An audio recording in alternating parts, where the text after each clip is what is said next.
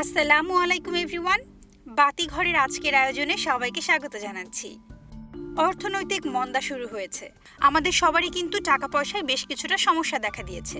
যে সিচুয়েশনে ছিলাম সেখান থেকেই কিন্তু তাকে বেশ কিছুটা অর্থনীতিকে সংকুচিত করতে হচ্ছে, কারণ এখন একটা অর্থনৈতিক মন্দার মধ্য দিয়ে যাচ্ছি এবং এর মাঝে সবসময় বেশ কিছুটা আপহেবল হয়ে থাকে। বাট এর মাঝে অনেক মানুষই আছেন যাদের বেশ কিছু বিদ্যা বুদ্ধি রয়েছে এবং বেশ কিছু সম্পদ রয়েছে, তারা কিন্তু চাইলেই মাল্টিপল ইনকাম স্ট্রিম শুরু করতে পারেন। আজকে যে ইনকাম স্ট্রিমগুলো নিয়ে কথা বলছি এগুলো কিন্তু শুধুমাত্র যে সম্পদের দ্বারাই করা যাবে বিষয়টা এরকম নয়, আপনি আপনার বুদ্ধি খাটিয়ে কিংবা আইডিয়াকে কাজে লাগিয়েও করতে পারেন। আর আমরা একটা জেনারেল গাইডলাইন দিয়ে দিচ্ছি, এই গাইডলাইনটাকে কাজে লাগিয়ে এটাকে আপনার নিজের জীবনে কতটুকু ইনকর্পোরেট করবেন সেটা কিন্তু আপনার হাতে। কথায় বলে এক ঝুড়িতে সব ডিম রাখতে হয় না, সেই প্রবাদটা তো শুনেছেন তাই না? সাইড হাসল, প্যাসিভ ইনকাম, অনেক টার্মস আজকাল বেশ জনপ্রিয় হয়েছে তাই না? আপনার এন্ড গোল কি একটু বেশি আর্ন করা? এটা তো আমাদের সবারই ইচ্ছা তাই না? চলুন বিভিন্ন রকমের ইনকাম সোর্স নিয়ে আলোচনা করছি, সো দ্যাট এখান থেকে যে কোনো একটা বা বেশ কয়েকটাকে নিজের জীবনে ইনকর্পোরেট করতে আপনার জন্য যেন সহজ হয়। সবচেয়ে বড় কথাটা কি জানেন?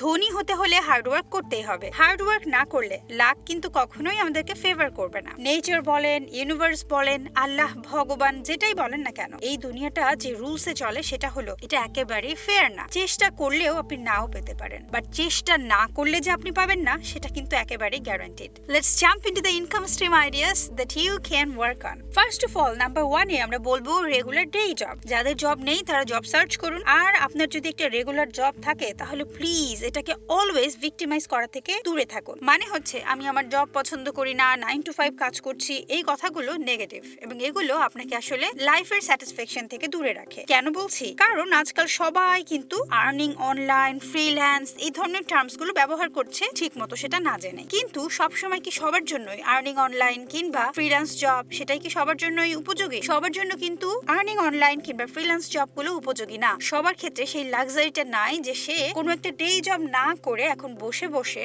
অনলাইনে আর্ন করার জন্য উপায় খুঁজবে। তো সেই ক্ষেত্রে আপনার যদি একটা নিজের জব থাকে কিংবা একটা জব সার্চ করার মতো সিচুয়েশন থাকে তাহলে সময়টা নষ্ট না করে আপনি সেদিকে বেশ কিছুটা সময় দিতে পারেন। অনলাইনে আর্ন করার জন্য কোন একটা স্কিল শেখার জন্য বা ফ্রিল্যান্সিং করার জন্য আপনার তো সারা জীবনটাই পড়ে রয়েছে। সেখানে আপনার বয়স দেখে কেউ আপনাকে অভিজ্ঞতার জন্য খুঁজতে যাচ্ছে না, সেখানে আপনার কর্মদক্ষতাটাই হচ্ছে প্রধান চালিকা শক্তি। তো এই জন্য যেই সময়টা আপনার আসলে জব সার্চ করার কথা কিংবা নিয়োগ পরীক্ষাগুলো দেবার কথা, আমি মনে করি সেই সময়টাতে আপনার প্রথম এবং প্রধান কাজ হচ্ছে সেই জিনিসটাতে ফোকাস করা। স্কিল সেট ছাড়া কিন্তু জব বলেন, ফ্রিল্যান্স বলেন, কোথাও থেকেই আপনার পকেটে একটা টাকাও ঢুকবে না। সো রেগুলার একটা জব থাকলে ফোকাস করুন যে নিজেকে কিভাবে আরো স্কিল বাড়াতে পারেন, কিভাবে জবে প্রমোশন পেতে পারেন, কিভাবে এই জবের প্রয়োজনীয় সবকটা স্কিল আপনার মধ্যে একটা কনজুমেট অনুপাতে চলে আসে, এই দিকে আপনার নজর দেওয়া উচিত। আর সবচেয়ে বড় কথা হলো আপনি যদি ফ্রিল্যান্সে কাজ করতে চান, অনলাইন থেকে আর্ন করতে চান, সেই ক্ষেত্রে আপনার এই জবের থেকে শিখে যাওয়া স্কিল সেট গুলো কিন্তু অনেকটা কাজে লাগবে। আর ওভারঅল যদি অনেক ভালো একটা জব হয়, focus more to be valuable to the company. তো এটাই হচ্ছে আপনার জন্য গুরুত্বপূর্ণ যে আপনি ওই কোম্পানির কাছে নিজেকে আরো বেশি গুরুত্বপূর্ণ হিসেবে প্রমাণ করার চেষ্টা করুন।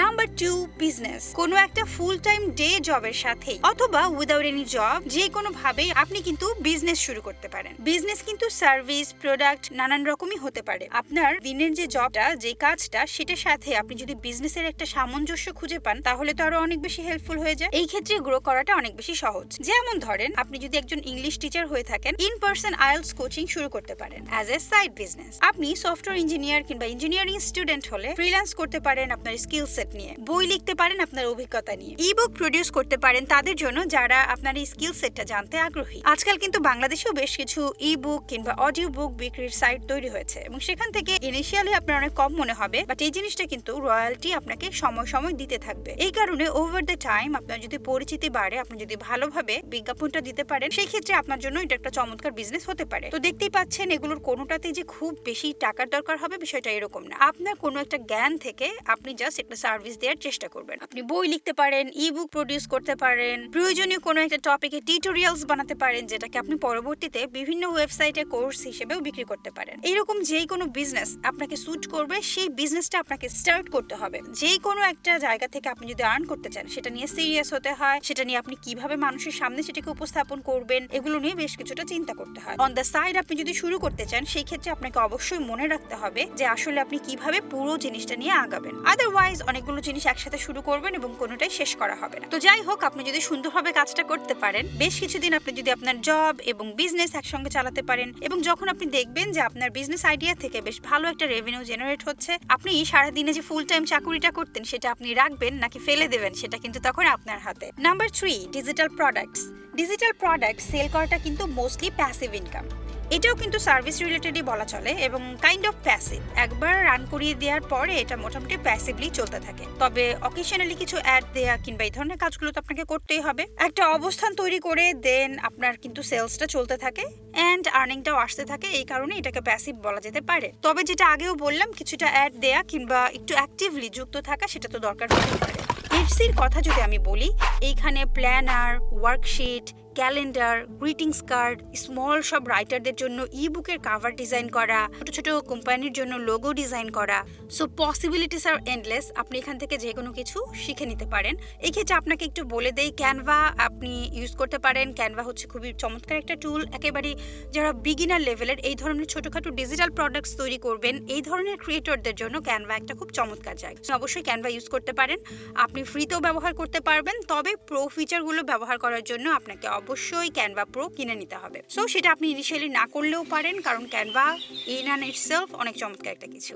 Number 4, investment. স্টকস, বন্ডস, কোনো ভালো কোম্পানির শেয়ার কেনা, এটাও কিন্তু একটা বাড়তি আয়ের মাধ্যম। কিন্তু এই ক্ষেত্রে জেনে বুঝে ইনভেস্ট করতে হবে। বিশেষ করে বাংলাদেশের শেয়ার বাজারের ক্ষেত্রে অনেক ক্ষেত্রে ইন্টারন্যাশনাল রুলস গুলো একেবারেই কাজ করে না। সো যদি বাংলাদেশের শেয়ার বাজারে আপনি ইনভেস্ট করতে চান, সেই ক্ষেত্রে অনেক জেনে বুঝে কাজটা করতে হবে। ফাইন্যান্স সম্পর্কে আপনাকে জানতে হবে, দেশের অর্থনৈতিক অবস্থাটা কেমন চলছে সেটা জানতে হবে, কোম্পানিগুলো সম্পর্কে পড়াশোনা করতে হবে, রিয়েল পড়াশোনা। আর শেয়ার মার্কেট সম্পর্কে আপনাকে খুব ভালোভাবে জানতে হবে। তো যাই হোক, সবকিছু না জেনে বুঝে অন্যের কথা শুনে কখনোই কোনো ইনভেস্টমেন্ট করাটাই উচিত নয়। প্রচুর প্রচুর পড়তে এবং জানতে হবে, রিসার্চ করতে হবে, সো দ্যাট আপনি ভালোভাবে বুঝে মানি ইনভেস্ট করতে পারেন। এই ক্ষেত্রে বিভিন্ন পত্রিকার ফাইন্যান্সিয়াল পাতাগুলো অথবা ফাইন্যান্স রিলেটেড পত্রিকাগুলো আপনাকে এই ক্ষেত্রে উপকার করতে পারে।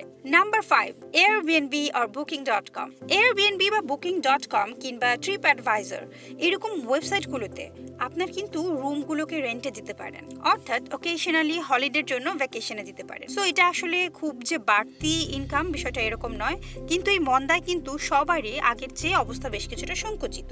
সো যারা কমফোর্টেবল ফিল করেন তারা কিন্তু রুমটা রেন্ট আউটে দিতে পারেন, সো দ্যাট আপনাদের কিছু বাড়তি আর্নিং হয়। কিছু সেফটি রুলস এবং ক্লিনিং রুলস এগুলো থাকে, সেই জিনিসগুলো কিন্তু একটু জেনে বুঝে আপনাকে করতে হবে।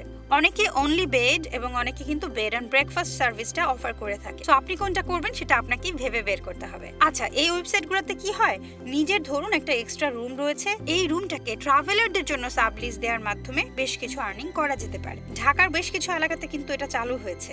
দেশি কিংবা ভিনদেশি বিভিন্ন রকম ট্রাভেলাররাই কিন্তু এই সুযোগটা নিতে পারে। তবে বাংলাদেশের সাপেক্ষে যেটা বলবো, সেফটি বিষয়টা কিন্তু আগে চিন্তা করে নেওয়াটা জরুরি হবে। সাধারণত এয়ারবিএনবি নিয়ে কোনো বাজে অভিজ্ঞতা খুব বেশি শোনা যায় না, কিন্তু বাংলাদেশের ক্ষেত্রে আমি বলবো যে আপনি আসলে রেন্ট দিচ্ছেন কিংবা নিচ্ছেন, উভয় ক্ষেত্রে আপনাকে আসলে রিভিউ দেখা এবং সতর্ক থাকা, এই জিনিসগুলো খুবই জরুরি। নাম্বার 6, তো নাম্বার 6টাকে একটু এক্সপ্লেইন করি। এখানে আপনি যেটা করতে পারেন, আপনি কিন্তু ট্রিপ অ্যাডভাইজারে নিজের খুব সুন্দর সুন্দর অর্গানিক পোস্ট দিতে পারেন, নানান বিষয় জানাতে পারেন মানুষকে। আপনি সেখানে গাইড হিসেবে, লোকাল ট্যুর গাইড হিসেবে আপনি থাকতে পারেন। সিরিয়াসলি যারা অ্যাব্রড থেকে দেশে ঘুরতে আসবে তাদের জন্য আপনি কিন্তু এই সার্ভিসটা দিতে পারেন। আপনি যদি তরুণ কেউ হয়ে থাকেন, স্টুডেন্ট হন, তাহলে তো এটা আপনার জন্য আরো ভালো। এই ক্ষেত্রে কিছুটা ইংলিশ স্কিল সেট আপনার লাগবে এবং ওই মানুষটাকে নিয়ে ঘুরতে হবে ওই নির্দিষ্ট সময়টার জন্য।